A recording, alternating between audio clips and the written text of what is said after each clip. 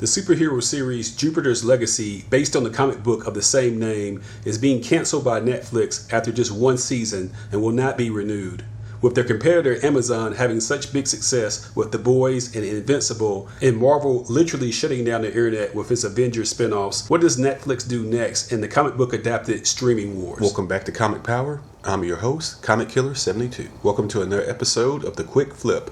This is a program where I go over comic book industry news in a short period of time.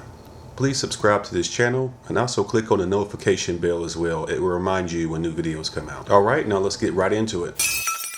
There appears to be three different camps in reaction to Jupiter's Legacy. Camp 1 is they liked the show and was disappointed that it was canceled. Camp 2, they hated the show and they won't miss it.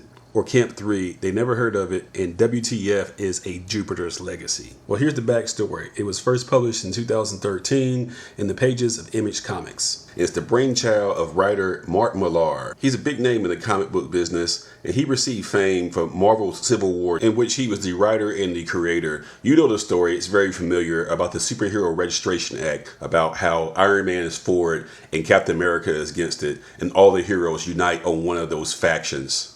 It includes some iconic imagery which was used in the movie of the same name from 2016. Some of the plot details are different, but the initial story is still the same. Mark continued his hot streak as the writer and the creator of Old Man Logan, a bleak dystopian tale in which the central character is an older Wolverine. It was the inspiration of the movie Logan, which had different plot points, but it had the same idea of the character.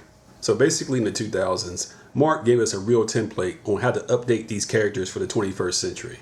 If Mark had only done these alone, he would already be a legend, but he was interested in making his own original comic series, and I use the phrase original very loosely. So in 2008, under its Icon imprint, where Marvel lets you own your own characters, which they rarely use, they put out Kick-Ass, the story of a teen vigilante who's very similar to Nightwing, who puts on a uniform and two batons and goes out and fights crime. The role was played by Aaron Taylor Johnson, who was unknown at the time, who went on to play Quicksilver in the MCU. The film was a cult hit and it sparked a sequel.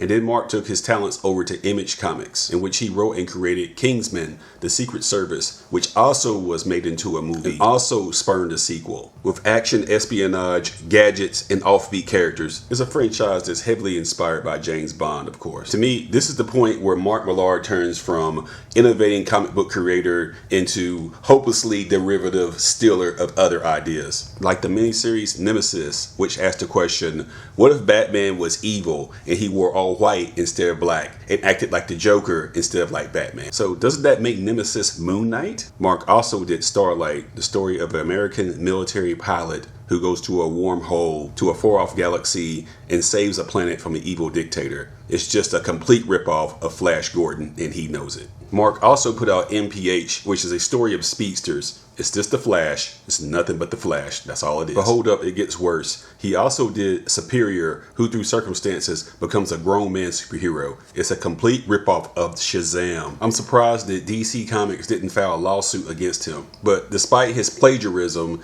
Netflix came a knocking. Because you see, superheroes are the hottest thing since sliced bread. And some of the highest grossing movies and some of the highest read television shows in the last 10 years have all been comic book related. So they need content. And unfortunately, their partnership with Marvel dissolved. You remember the Daredevil, Luke Cage, Jessica Jones, and Iron Fist team up that became the Defenders. And Netflix was willing to partner with Marvel in terms of this empire. But then Disney decided to get into their turf and compete against them directly with Disney Plus. So that's why all those shows were canceled. It wasn't because they weren't any good. It's because Disney and Netflix were now competitors instead of partners. So DC, which is owned by Warner Brothers, and Marvel, which is owned by Disney, control about 90% of all the big name superheroes that you know. We're in the infancy of the streaming wars, and you're not going to survive it without superhero content.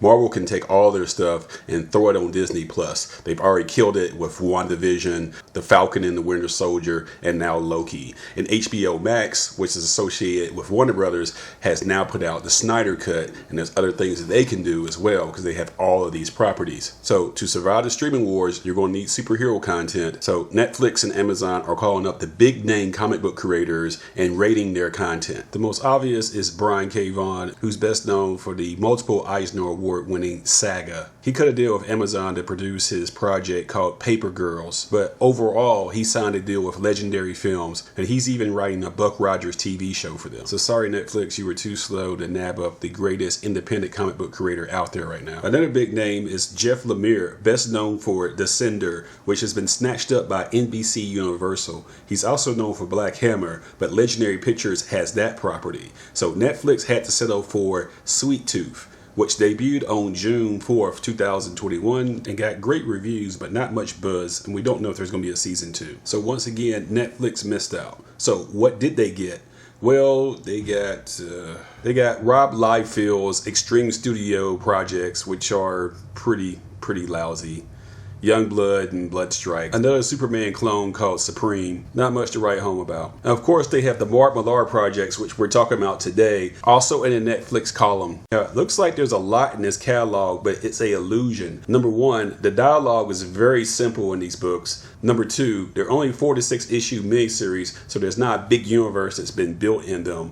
And then number three, they're hopelessly derivative, which I mentioned before. And Netflix does not get Kingsman, which still belongs to Fox. And they don't get Kick-Ass, which belongs to Lionsgate. So according to Hollywood sources, Netflix paid Mark Millar 8 figures for access to his universes, which are all unproven. It's all based on his name and his former track record, but all Netflix did was overpay for a whole bunch of derivative superhero stories. We also learned that the one lone season of Jupiter's Legacy cost Netflix $200 million to create. So despite that it had some very decent viewership, this cost was unsustainable to continue. And the executives that greenlighted this particular property are no longer with the company. So Netflix has overpaid for Mark's dollar bin at the neighborhood of $50 million for the rights. And they overpaid for producing a superhero show that they should have not done, trying to do another Justice League, which cost them $200 million.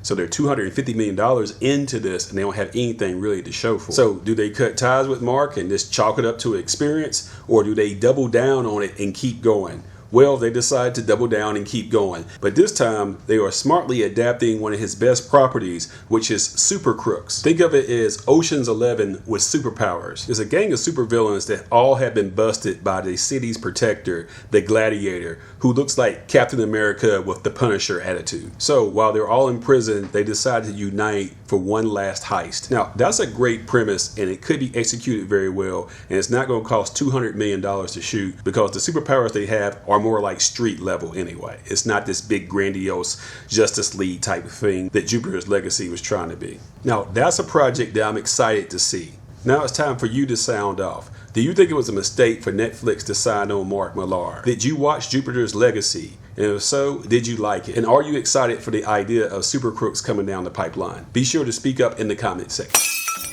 You know the drill.